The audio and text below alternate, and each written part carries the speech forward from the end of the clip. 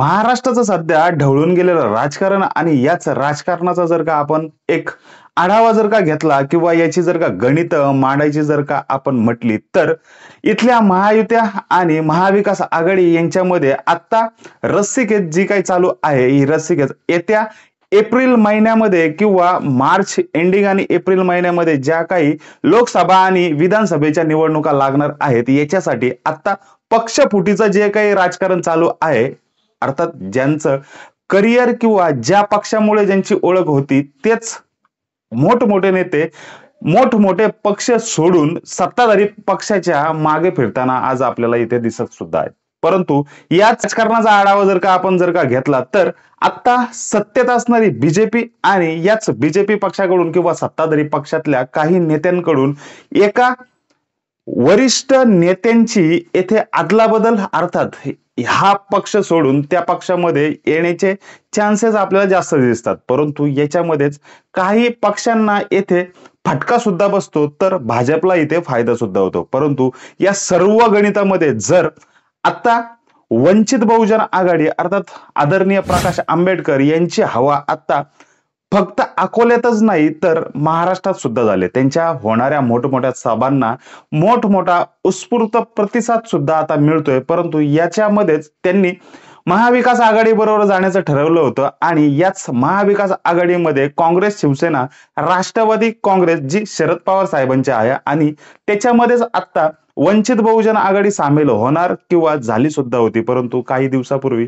Seat किती एखाद्या पक्षाला किंवा बरोबरी सीट सोडणार का याच्यावरून वंचित बहुजन आघाडी ही नाराज सुद्धा होती किंवा यांची विभागणी झाल्याच्या नंतर वंचित बहुजन आघाडीने आपली पावले इथे उमटवायला किंवा नवीन निर्णय घेण्याची आता गरज सुद्धा आहे असं सुद्धा म्हणता येईल. किंवा प्रकाश आंबेडकरांनी आता नवीन निर्णय आम्ही काय घेऊ शकतो हे सुद्धा सांगून टाकलंय की जर महाविकास आघाडीमध्ये आम्हाला यायचं आहे आणि आम्ही जाऊ पाहतोय, जर आम्हाला महाविकास आघाडीने आसरा दिला नाही, आम्हाला आमचं ताट तिथे सुद्धा बनवून दिलं नाही तर आम्ही स्वतंत्र सुद्धा हे ताट आमचं बनू शकतो किंवा आमच्या पुढे वंचित बहुजन आघाडीला भाजप हा युतीचा एक पर्याय सुद्धा असू शकतो असे प्रकाश आंबेडकर साहेब म्हणाले सुद्धा. परंतु ते बीजेपी बरोबर जातील का?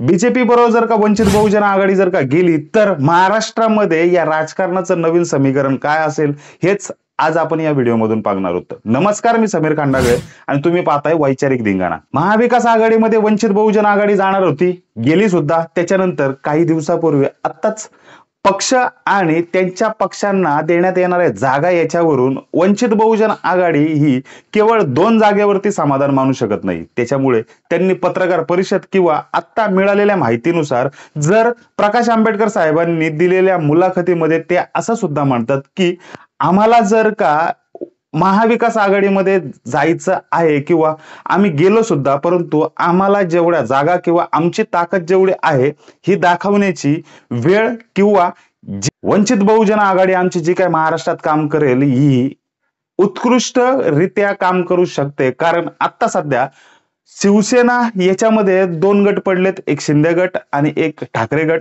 त्याच्यामुळे शिवसेना ही फुटली, त्याच्यामुळे त्यांची ताकद सुद्धा कमी झाली.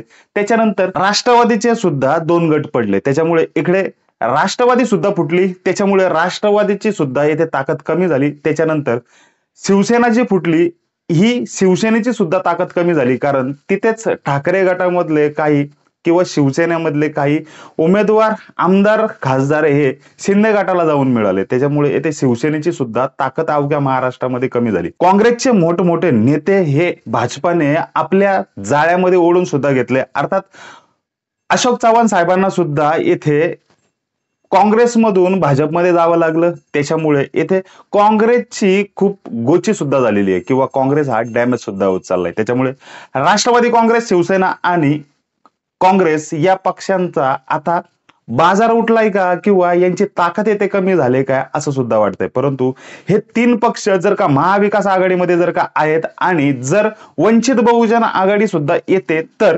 वंचित बहुजन आघाडीची ताकद आता जास्त आहे. कारण तिन्ही पक्षाचे जे आमदार, खासदार हे भाजपामध्ये जातात आहे, परंतु वंचित बहुजन आघाडी अजूनपर्यंत फुटली सुद्धा नाही. त्याच्यामुळे वंचित बहुजन आघाडीची ताकद इथे सर्वात जास्त आहे. पण जर वंचित बहुजन आघाडी जर का न जाता किंवा त्यांना पाहिजे असणाऱ्या जागा जर का महाविकास आघाडीने जर का दिल्या नाही, तर जर वंचित बहुजन आघाडी अर्थात प्रकाश आंबेडकर हे जर भाजपाबरोबर जर का त्यांनी युती जर का केली, तर महाविकास आघाडीचा महाराष्ट्रामधून सुपडा साफ झाल्याशिवाय राहणार नाही. हे अंतिम सत्य आहे. कारण भाजपाला सुद्धा वंचित बहुजन आघाडीची मतं हवेत, अर्थात दलित मतं हवेत.